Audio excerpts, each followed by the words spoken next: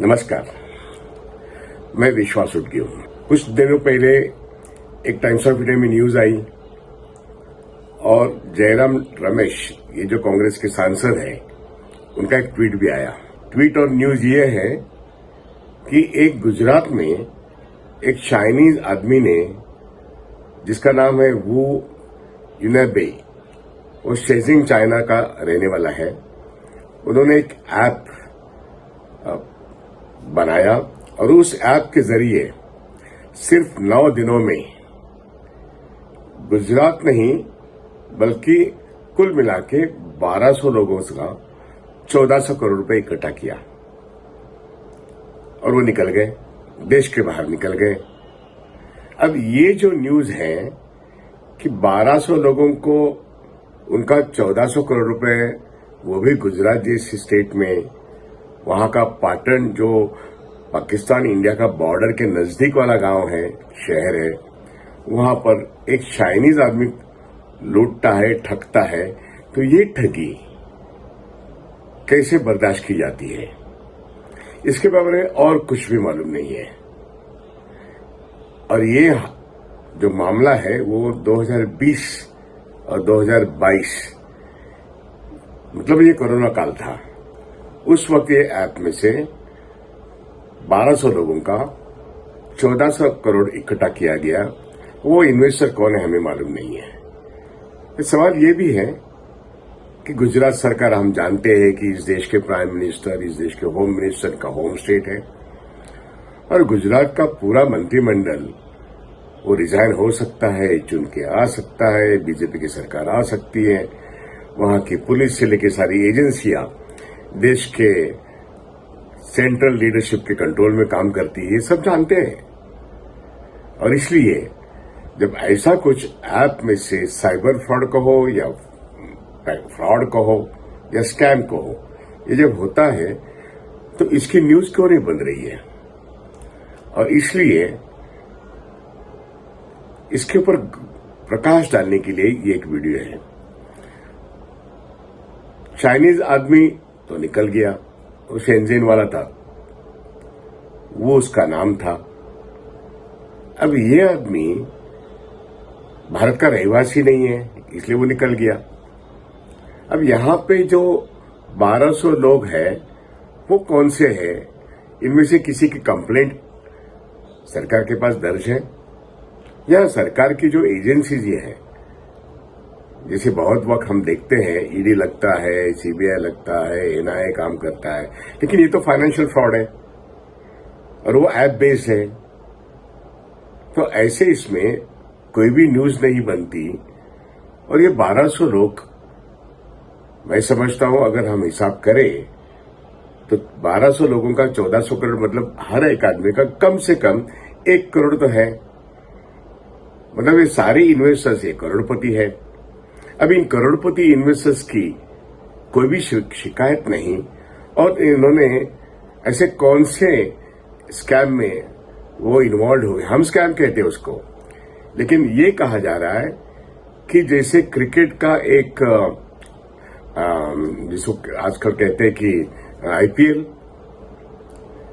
वैसे क्रिकेट का होता है, हॉकी का होता है, वैसे फुटबॉल का एक, इसमें इन्वेस्टमेंट फुटबॉल के जो शौकीन हैं उन्होंने इस ऐप में इन्वेस्टमेंट की है, और फुटबॉल की कोई गेम वहां पे कंडक्ट करने की कोई शायद योजना हो सकती है। लेकिन ऐसी योजना में, ऐसी ऐप के जरिए लोग इन्वेस्ट करते हैं, तो ये investors obviously they are not tax payers, वो टैक्स पेयर्स नहीं होंगे। सारे के सारे करोड़पति है, तो वो आम आदमी नहीं है। और वो 1200 से लोग 1400 करोड़ जमा करते हैं, मतलब सभी लोगों ने कम से कम 1 करोड़ रुपए वहां पे डाला है। ये तो हम एस्टिमेट कर सकते हैं। और गुजरात गवर्नमेंट जो इतनी पावरफुल 2 बड़े लोगों के हाथ में है, गुजरात बीजेपी का एक गढ़ है, और सारी एजेंसीज यहां पे क्या कर रही है? साइबर क्राइम कहो, फ्रॉड कहो, स्कैम कहो, जो फुटबॉल के गेम पर एक ऐप खुला है और वो चाइनीज का है, तो क्या ये मामला कहीं पे डिस्कस नहीं किया जाएगा? हम कुछ और बातों की तरफ जाते हैं, ऐसे ही साइबर फ्रॉड के बारे में या ऐसे ही स्कीम के बारे में जो लोगों से पैसा इकट्ठा करते हैं। जैसे हमें मालूम है PACL, पैन कार्ड, सहारा, शारदा, नारदा, रोज वैली, ये सब जो करीब करीब एक 199 ऐसे जो जिसको हम पॉन्जी स्कीम कहते हैं, जो कलेक्टिव इन्वेस्टमेंट स्कीम की जो एक जो सेबी के कानून के तहत जिसके ऊपर कुछ पाबंदियां हैं, कुछ रेस्ट्रिक्शंस है, तो सेबी ने ऐसे 199 कंपनीज को अभी बंद कर दिया है। मेरे ख्याल से 2011, 12, 13 के बाद वो कार्रवाई शुरू हो गई सेबी की। मैंने नाम गिना है, PACL, पैन कार्ड, रोज वैली, शारदा, नारदा, इसमें सारे पॉलिटिशियंस है, बड़े उद्योगपति भी हैं, बड़े बड़े एजेंट्स भी हैं। गुजरात में उसका बेस है, पंजाब में उसका बेस है, हरियाणा, दिल्ली, यूपी, हरियाणा, मध्य प्रदेश, राजस्थान, यहां के भी बहुत बड़े बड़े इन्वेस्टर्स हैं। ये पॉन्जी स्कीम में है। वहां सेबी और सुप्रीम कोर्ट ने अभी कोर्ट मैटर के बाद अभी हम 2000 में एक देखते हैं, होम मिनिस्टर अमित शाह ने एक सहारा की जो एक 4 कोऑपरेटिव बैंक्स थी, उनको ये कहा है कि हम आपको 5,000 करोड़ देते हैं सहारा CB फंड में से, और सहारा का कुल मिला के करीब 28 से लेकर 32,000 करोड़ का मामला है। उसमें से सहारा CB फंड में से 5,000 करोड़ ये अमित शाह जी ने कहा है, एक सभा में कहा है। वो 5,000 करोड़ 45 डेज में, 6 महीने के अंदर लोगों को दिया जाएगा। 10,000,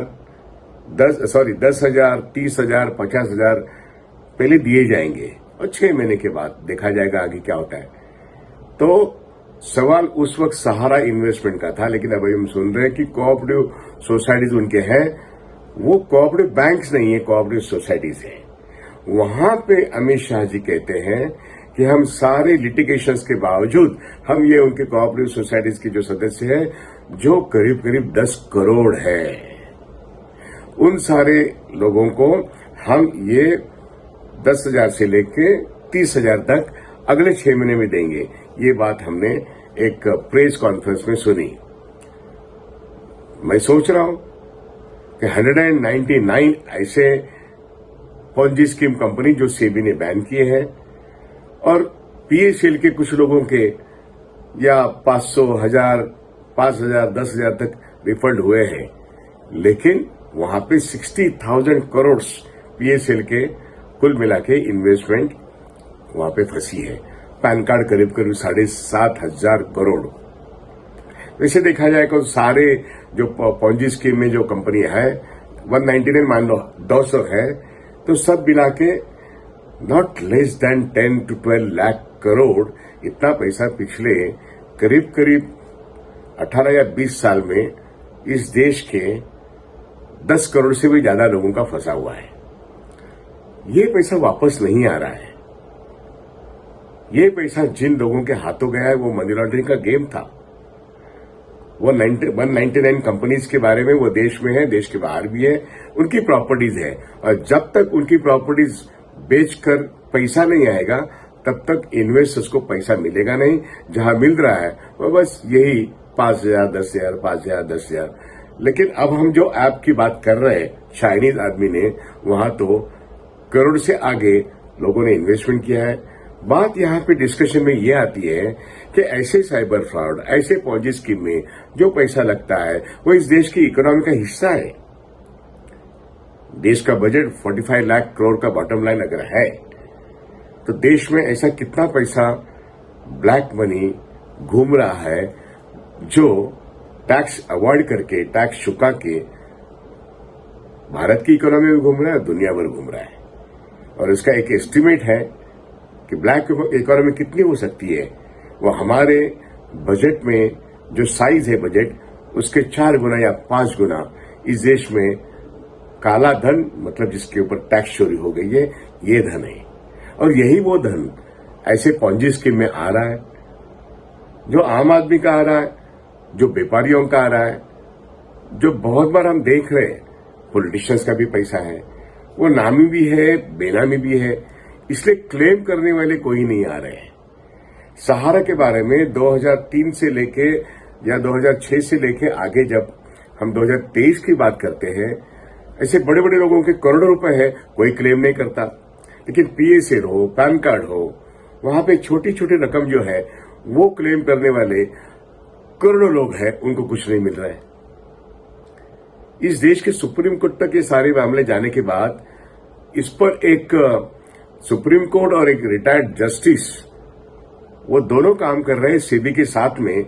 लेकिन जब तक ये सारा जो पॉन्जी स्कीम का पैसा है, वो उसमें से जो प्रॉपर्टी हाथ में आ गई सेबी के, जो कब्जे में आ गए, उसको बेच के जब तक पैसा नहीं आता है, तब तक लोगों को अपनी जो इन्वेस्टमेंट है, अपनी जो बचत है वहां पे उन कंपनियों में, पॉन्जी स्कीम कंपनियों में, वो वापस नहीं मिलती।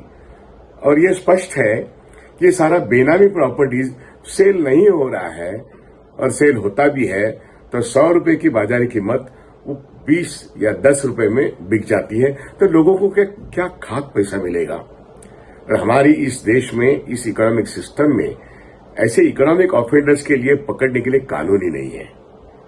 सेबी ने वो कलेक्टिव इन्वेस्टमेंट स्कीम में जो मालूम हुआ, तो फिर भी उन्होंने एक रेस्ट्रिक्शन लाया, कंपनी बंद कर दी। लेकिन कंपनी बंद करने के बाद जिन्होंने पैसे लुटाए हैं आम आदमी के, उनको पकड़ने में and to bring them and offenders को बुक करना, उनका जो क्राइम है उनको बुक करना, उनका पैसा बुक करना और लोगों को वापस करना, इसमें सेबी बहुत बड़े पैमाने पे एक नाकामयाबी हम देख रहे हैं। लेकिन आम आदमी का पैसा, मिडिल क्लास का पैसा, या आपके डॉक्टर्स हो, लॉयर्स हो, किसान हो, मजदूर हो, इन सबके पैसे ऐसे बड़े बड़े पॉन्जी स्कीम में गए हैं। और हम ये इसलिए कह रहे हैं कि इसका हिसाब किताब कहीं भी नहीं हो रहा है। ये बातें न्यूज में नहीं आ रही है। हमारे बजट के करीब करीब 50% हिस्सा लोगों का पैसा ये ऐसे कंपनियों में लगा है, वो डूब रहा है। और उनके जो मालिक हैं, नाम बड़े बड़े भी हैं, कुछ लोग ऑस्ट्रेलिया में भी गए हैं, कुछ दुबई में गए हैं, कुछ मिडिल ईस्ट में गए हैं, जिनका मनी लॉन्ड्रिंग गेम बहुत है, जिन कंपनियों के जैसे पैन कार्ड है, पीएसएल है, इनके शेल कंपनीज दुनिया भर में है। लेकिन इस देश की जो एजेंसियां हैं, अपोजिशन लीडर को जिस ढंग से वो अरेस्ट करती है, वैसे ये इकोनॉमिक ऑफेंडर्स जो है, इनको अरेस्ट करने में अभी भी वो नाकामयाब है। और अरेस्ट करने के बाद कुछ जगह पे वो पैसा वसूल करने में नाकामयाब है। ये पिछले 20-22 साल का एक इतिहास है। इसलिए ये चाइनीज आदमी 1200 करोड़ रुपए, 1200 लोगों से 1400 करोड़ उठाता है और भाग भी जाता है। उसकी न्यूज भी नहीं बनती, और टाइम्स ऑफ इंडिया में न्यूज आती है, और जयराम रमेश एक ट्वीट करते हैं तो न्यूज बन रही है। और वहां के गुजरात गवर्नमेंट पूरी तरह से जिस भारतीय जनता पार्टी के कंट्रोल में है, वहां की एजेंसियां क्या कर रही है, वहां की पुलिस क्या कर रही है, और जिन लोगों ने इन्वेस्टमेंट किया है, जो करोड़पति है, वो चिल्लाते क्यों नहीं है। क्या ऐसा है कि सहारा के जो चीफ है वो सुप्रीम कोर्ट के नाक के नीचे, उनकी ट्रायल भी नहीं हो और वो तिहाड़ जेल में है, बाहर आते हैं, अंदर जाते हैं, और हमको कहा जाता है कि अभी सहारा के इन्वेस्टर्स को 10,000 मिलने वाले हैं 6 महीने में। ये सारी चीजें सरकार को एक व्हाइट पेपर निकाल के लोगों के सामने लाना जरूरी है। इस देश में जो गलत ढंग से पैसा इकट्ठा हो रहा है, वो व्हाइट मनी हो सकता है, लेकिन जब उसका ब्लैक मनी कन्वर्ट होता है तो उसका इस्तेमाल कहां कहां हो रहा है, ये सरकार को पता होना बहुत जरूरी है। और सेबी इसीलिए है, हाँ, रिजर्व बैंक ऑफ इंडिया भी इसीलिए है, देश का मिनिस्ट्री ऑफ फाइनेंस इसीलिए है। ये सरकार की जिम्मेदारी बनती है, क्योंकि ये सेंट्रल सब्जेक्ट है। हजारों चिट फंड्स, सैकड़ों ये कंपनियां जो पॉन्जी स्कीम कहलाती है, वो मार्केट में लोग पैसा उठाते हैं और 199 कंपनी सेबी ने शटडाउन करने के बाद भी अभी भी सैकड़ों कंपनियां लोगों को ठगा के पैसा उठाती है, और वो आम किसान है, आम मध्यम वर्गीय है, आम मजदूर है, आम व्यापारी है। उन्हें मालूम नहीं है कि 5% या 6% से ज्यादा इंटरेस्ट मिलना मुश्किल है, तो ज्यादा इंटरेस्ट के लिए वो ऐसे ठगने वालों के पास पैसा देते हैं। वो मिडिल इनकम वाले भी है, वो रिच भी है। आखिर the greed for the money, ये मार्केट में कुछ लोगों को खींच ली जाती है, और ग्रीड फॉर द मनी ऐसे गलत स्कीम में भी लोगों को खींच ली जाती है और उनका पैसा डूबता है। सवाल यह है कि सरकार क्या कर रही है, सरकार की एजेंसियां क्या कर रही है, हमारे रेगुलेटर क्या कर रहे हैं। बस लोगों का पैसा डूब रहा है, और डूबने वाले जैसे हमारे किसान आत्महत्या करते हैं क्योंकि उनकी फसल अगर ठीक नहीं होती और माल उनका बिका नहीं जाता तो वो आत्महत्या करते हैं। हमने ये भी देखा है पिछले 20 साल में, जिनके पैसे ऐसे पॉन्जी स्कीम में या ऐप में पैसा डालने के बाद डूबे हैं, इनकी भी आत्महत्या होते रहती है, और क्राइम इतना बढ़ गया, इकोनॉमिक क्राइम इतना बढ़ गया है। सवाल यह है, चाइनीज आदमी आता है, उसका वू ये नाम है, वो सेंजिन का है, और 2020 और 2022 इसमें सिर्फ 9 दिन में 1200 लोगों से 1400 करोड़ इकट्ठा करता है और भाग जाता है। 2023 में इसकी न्यूज आती है।